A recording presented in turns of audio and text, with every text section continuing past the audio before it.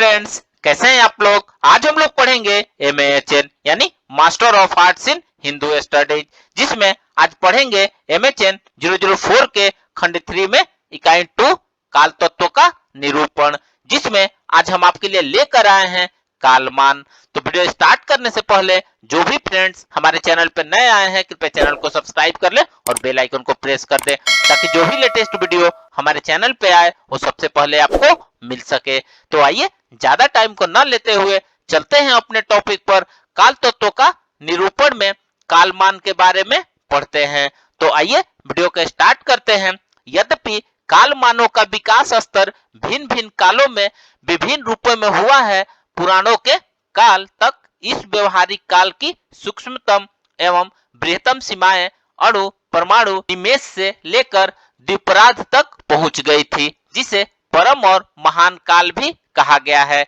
निमेष से वत्सर पर्यंत यह काल की एक इकाई थी, जिसका मुख्य रूप से वर्णन वैदिक काल से लेकर कौटिल्य काल तक पर्यंत तक मिलता है। युगों की इस इकाई में भी तो इसका सुनिश्चित मान सर्वत्र एक समान नहीं था। निमेष नामक काल मान वाज सनेयी संहिता में पठित है और बृहदारण्यक में निमेष, मुहूर्त, अहोरात्र, अर्धमास, मास, ऋतु एवं संवत्सर नामक काल का मान उल्लिखित है। क्षण, लौ, मुहूर्त, दिवस, रात्रि, अर्धमास, मास, ऋतु, संवत्सर और युग तक का विभाग महाभारत में भी मिलता है। कौटिल्य ने कालाकत्र्यो को त्रुट, लौ, निमेष, काष्ठा, कला, नाडिका, मुहूर्त, दिवस, रात्रि, पक्ष, मास, ऋतु, अयन, संवत्सर एवं युग में विभक्त किया है। पुराणों में ब्रह्मा द्वारा लौ, काष्ठा, कला, मुहूर्त, रात दिन, संधि, अर्धमास, मास, अयन, अब्द और युगों वाली युग व्यवस्था के निर्माण के लिए किए जाने का उल्लेख प्राप्त होता है। काल गणना की बृहत्तम इकाई पुराणों और ज्योतिष सिद्धांत ग्रंथों में बृहत संहिता एवं वैशेषिक सूत्र के प्रशस्त पाद भाष्य में युग, मनवंतर, कल्प एवं प्रलय आदि रूपों में उल्लिखित है। जैन ग्रंथ जम्बूद्वीप परिणति में काल के समय अवली, उच्छावास, स्तोक, लौ, नाली, मुहूर्त, दिवस, मास, ऋतु, अयन, वर्ष, युग तक विभाग मिलता है।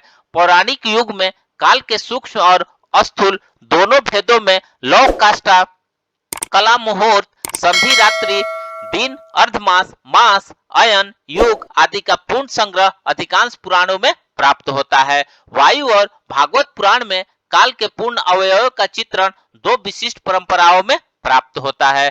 वायु पुराण के अनुसार निमेष काल का सबसे छोटा अथर्व है, जिसे एक लघु अक्षर के उच्चारण काल तुल्य बताया गया है। निश से भी सूक्ष्म कल के लौ, वेद, त्रुटि, तस्र, रेणु, अणु और परमाणु आदि विभाग भागवत पुराण में पठित है। इनमें अणु और परमाणु तो अदृश्य है, किंतु त्रसरेणु के बाद विभाग दृश्य सामान्यतः 15 निमेष, 30 कला, 30 मुहूर्त, 1 अहोरात्र पठित है। दिव्य दान में अक्षी, निमेष, लौ, काष्ठा, कला, नाड़िका, मुहूर्त एवं अहोरात्र कहा गया है। मानव काल गणना का एक मास पितरों का एक अहोरात्र होता है। कृष्ण पक्ष इनका दिन एवं शुक्ल पक्ष रात्रि होती है।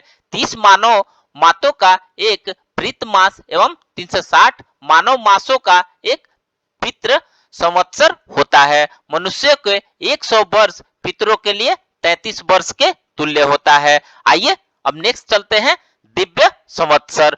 लौकिक मान से मनुष्यों का एक वर्ष दिव्य अहोरात्र अर्थात देवताओं के एक दिन रात कहा गया है। उत्तरायण देवों का दिन और दक्षिणायन उनकी रात्रि होती है। 30 मानव वर्षों का एक दिव्य मास एवं 100 वर्षों का 33 दिव्य मास होते हैं। 360 मानव वर्षों का दिव्य संवत्सर होता है। आइए अब नेक्स्ट पढ़ते हैं सप्तर्षि वत्सर। मानव वर्ष प्रमाण से 3030 वर्षों का एक सप्तर्षि वत्सर कहा गया है। आइए अब नेक्स्ट पढ़ते हैं क्रॉच वत्सर। मानव वर्षों का एक क्रॉच वत्सर कहा गया है। लिंग ब्रह्मांड और मत्स्य पुराण में इसे धौ संवत्सर कहा गया है। इसके पश्चात 36,000 मानव वर्षों का एक सत दिव्य वर्ष एवं 3,60,000 मानव वर्षों का एक सहस्त्र दिव्य वर्ष होता है। ये सब दिव्य गणना के अंगभूत कालमान है। तो फ्रेंड्स, इस प्रकार से आज हमने काल तत्व का निरूपण में कालमान के बारे में पढ़ा। तो मिलते हैं एक नए वीडियो के साथ में, तब तक हमारे चैनल पे बने रहिए। धन्यवाद।